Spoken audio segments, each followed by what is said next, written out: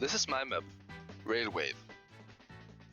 Hi guys, in this video we'll take a deep dive into this track's design, ideas and route.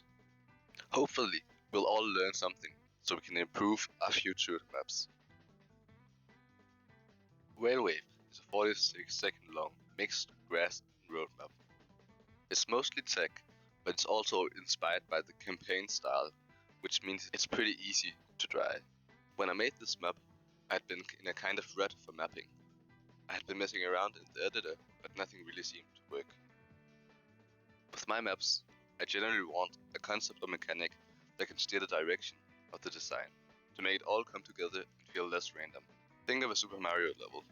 For example, these big spike pillars or the rotating star in this level. They all have one idea, and I try to emulate this concept in my maps. Back in the editor, I knew I wanted to make something with grass. I experimented a lot, but what I eventually found was the setup blocks. I felt like they were super fun to drive on and gave good possibilities for interesting gears. Here's the route. I have removed the scenery so we can get a better look. I used a simple start, just a small downhill to get the player to the second gear. After that, it's a turn to the right, followed by a more gentle downhill to get safely into the third gear. We then transition onto the grass for U-turn.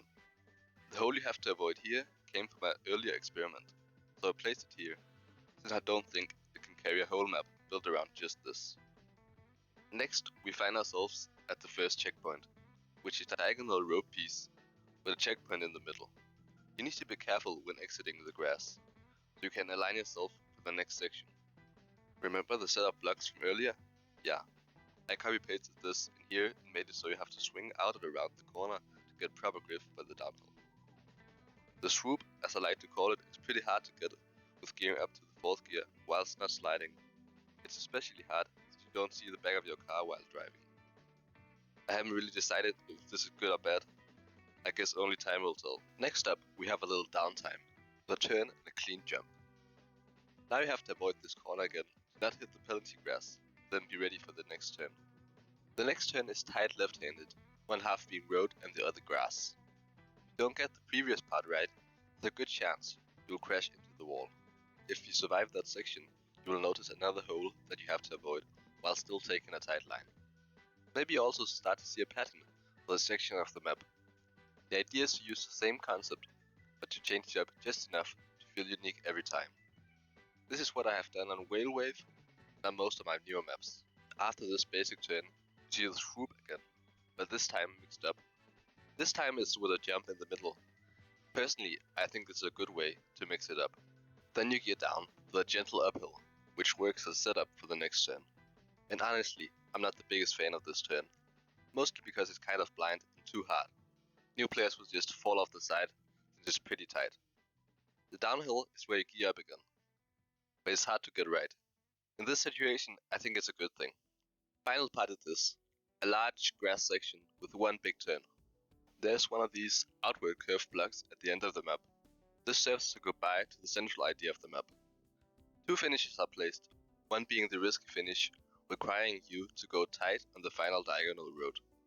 All in all, I think the route is interesting and unique, with memorable parts. It's still cohesive enough to where it all feels like one single map. With the route complete, I waited for inspiration for the scenery. The scenery is inspired by a certain Track of the Day map, but I couldn't find its name. The first step was to make signs and guide the player nicely.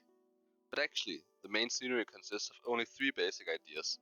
Gutter supports, water decor, and in the background, these huge walls made of supports and the sides of deep water blocks. A tip you can take with you is to create macro blocks for each part of the scenery.